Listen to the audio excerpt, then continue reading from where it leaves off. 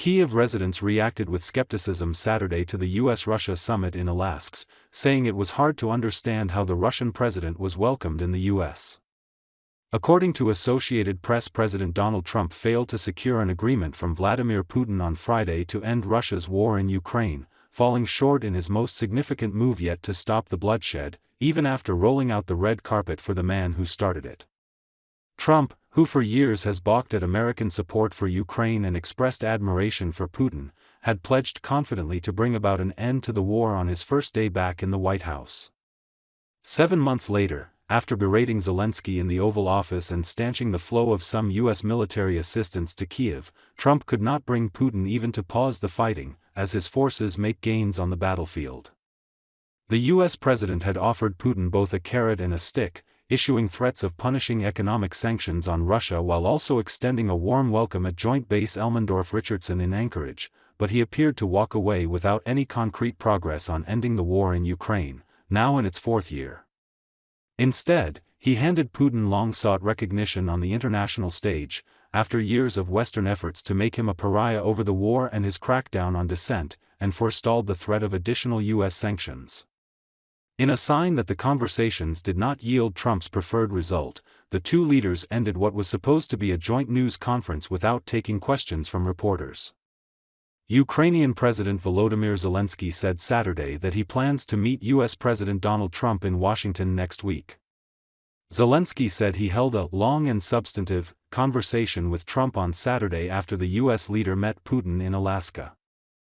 He thanked Trump for an invitation to meet in person in Washington on Monday and said they would discuss all of the details regarding ending the killing and the war. It will be Zelensky's first visit to the U.S. since Trump berated him for being disrespectful during an extraordinary Oval Office meeting in February.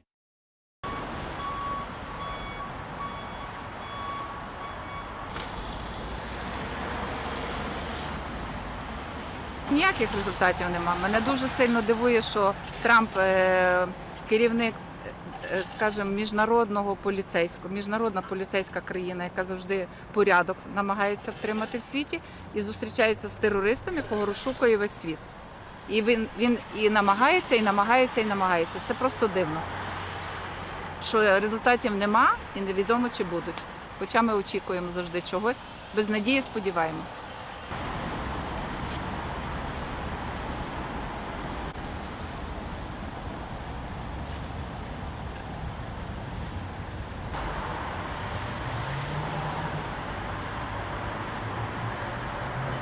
Я все-таки надіялася, що США йому не постелять нашому ворогу ту доріжку червону. Як так можна зустрічати тирана, не людину, і того, хто бажає не тільки Україні зла, він бажає всім. Просто воно зараз почалося з цієї України. І нехай президент США не думає, що він не буде наступним. Все може бути. Бумеранг є. І він колись повернеться і до нього. Тому що мені дуже боляче, тому що моя дитина загинула в цю повномасштабку. І ми сьогодні тут зустрічали знов загиблого. Та я як мама загиблого не хочу нікому бажати того горя, того суму, того болю, відчаю, тих сліз.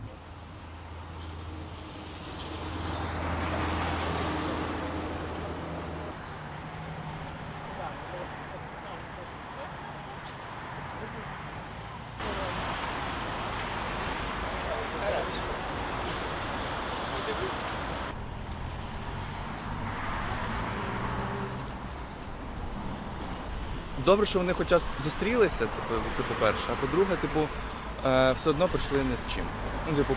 Поспілкувались там, да, і щойно закінчилась розмова з Зеленським у Трампа, і будемо чекати результатів. Але сподіваємось на третю, ось коли буде 3 сторони і європейські лідери, а там можливо щось так буде.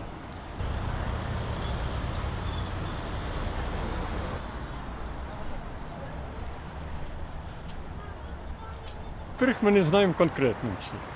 Ніхто не знає, що вони там домовились, про що вони домовилися. Ну от ми так, знаєте, дуже високо.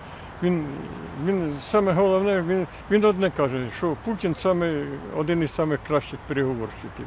От і все, більш нічого. Ну, вони ні про що не домовилися, і Путін виграв цю зустріч.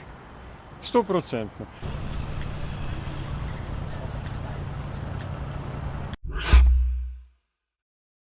A group of people gathered in Anchorage Friday to show their support for Ukraine, as U.S. President Donald Trump and Russian President Vladimir Putin held face-to-face talks. According to Associated Press, the high-stakes summit in Alaska could determine the trajectory of the war in Ukraine and the fate of European security. The summit gives Trump a chance to prove he is a master dealmaker and global peacemaker. For Putin, it's an opportunity to negotiate a deal that would cement Russia's gains. Ukrainian President Volodymyr Zelensky and European leaders weren't invited. The meeting could have far-reaching implications, with foreign governments watching closely.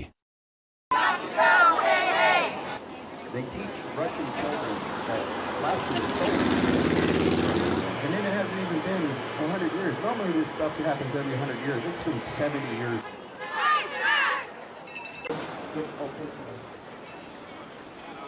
But here's what makes this moment more important. It's not just every family torn apart by Putin's brutal war machine. Every hospital bombed, every school.